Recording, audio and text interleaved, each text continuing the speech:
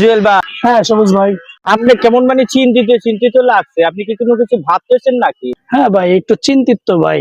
কাজ কাম নাই সোয়েটারে, ঠিক আছে, মাস শেষে স্যালারি পাইতেছি না, রুম ভাড়া দেওয়া কষ্ট হইতেছে, চিন্তিত। জুয়েল ভাই, দেশের পরিস্থিতি ভালো হবে, কিন্তু ভালো ব্রেন্ডের লোক লাগবে, ভালো পরামর্শ লাগবে, বুদ্ধি লাগবে দেশকে নিয়ন্ত্রণে বা কন্ট্রোলে রাখতে। বাহির থেকে যে আমাদের বাইরের রাজ্যে মাল দিছে, যে ডেলিভারি উৎপাদন, আমাদের দেশে যে মনে করেন যে আন্দোলন বা মারামারি ভাঙচুর, এই কারণে তারা ভয় পাচ্ছে বাংলাদেশের ভিতরে সেই অর্ডার গুলো দেওয়ার জন্য। সবুজ ভাই, আপনি তো কথাটা ঠিক বলছেন। এটার জন্য ভাই কি করণীয়, কি এটা সমাধান কি ভাই?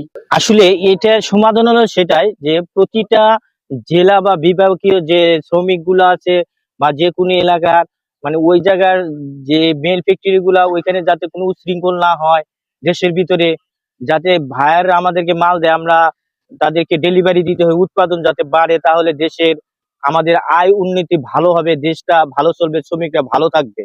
ঠিক আছে, এটাই আমাদের উপায়। আগে আন্দোলন বন্ধ করতে হবে এবং কি সুস্থ নির্বাচন দিতে হবে। ঠিক বলছেন ভাই, দেশের শান্তির জন্য এটাই করণীয় ভাই।